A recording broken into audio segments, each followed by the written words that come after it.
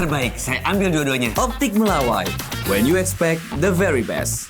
Sedari awal, pemerintah melalui Kementerian Pan-RB dan BKN melakukan penyesuaian pengangkatan untuk memastikan dampak positif dan manfaat jelas bagi pelayanan masyarakat serta melindungi CASN dari berbagai risiko yang ditemui di lapangan yang dapat menyebabkan pengangkatan CASN tidak optimal.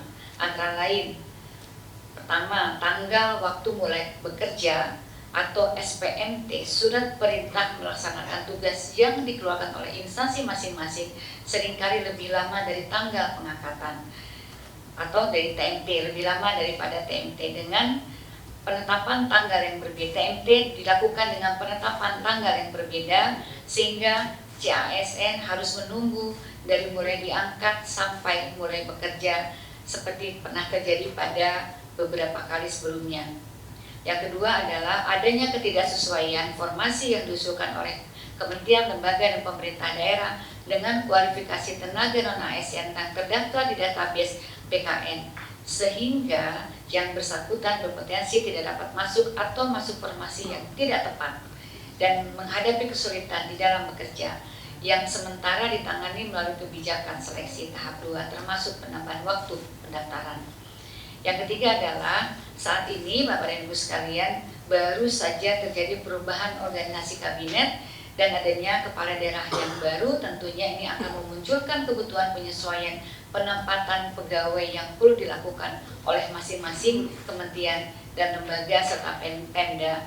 Untuk itu perlu memastikan CASN mendapatkan pekerjaan yang tepat sesuai dengan kemampuan dan kualifikasinya.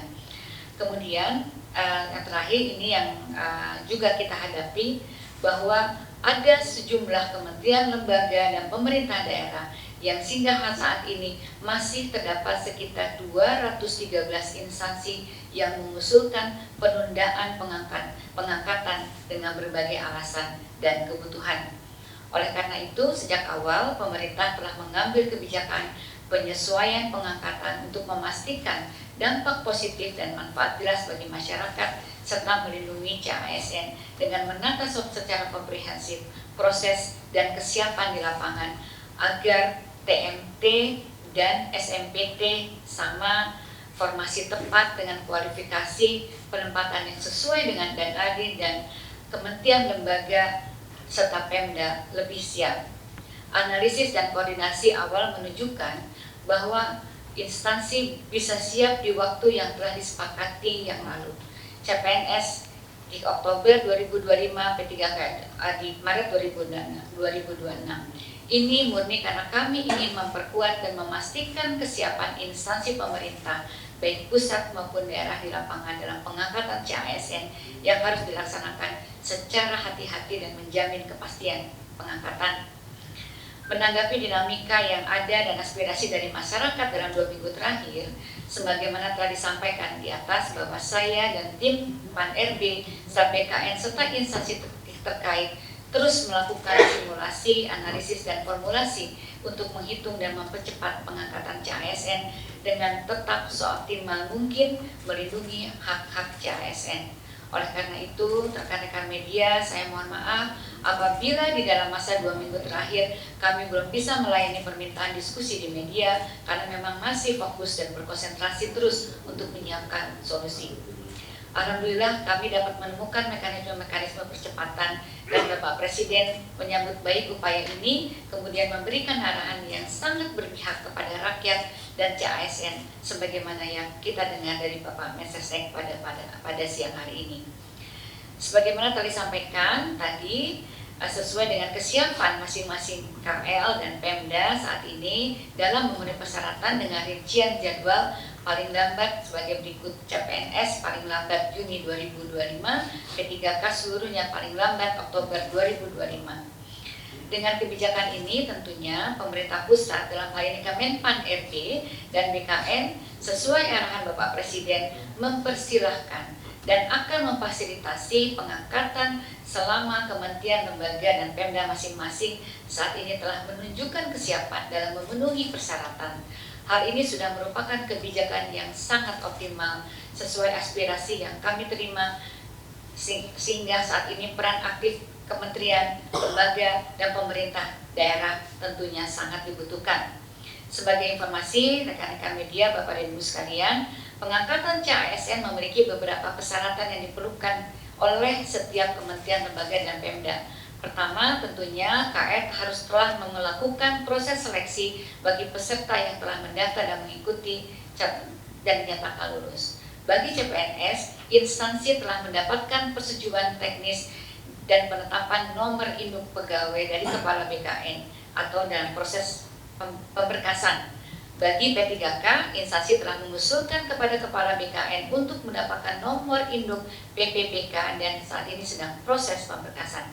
Instansi telah mendapatkan penerbitan NIP CPNS nomor induk P3K yang diterima P3K.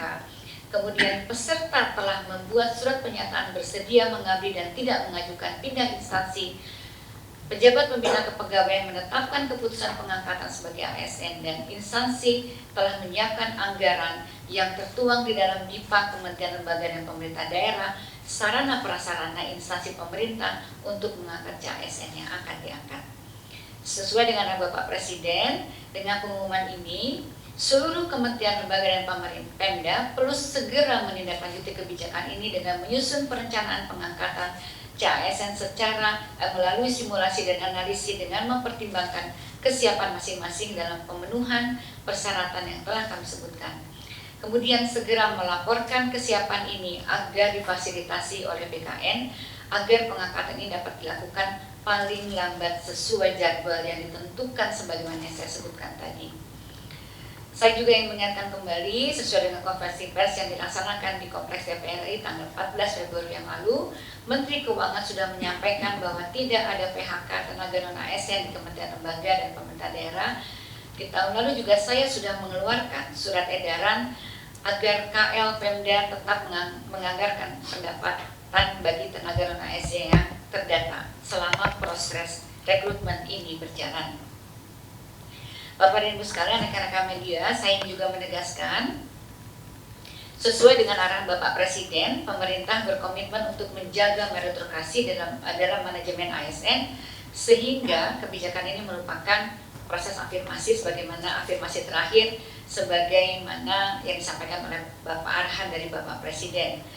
Selain itu sesuai dengan Undang-Undang Nomor 20 nanti setiap PPK kepala daerah atau menteri atau kepala lembaga tidak boleh lagi melakukan rekrutmen pegawai non-ASN di instansi dengan ancaman sanksi.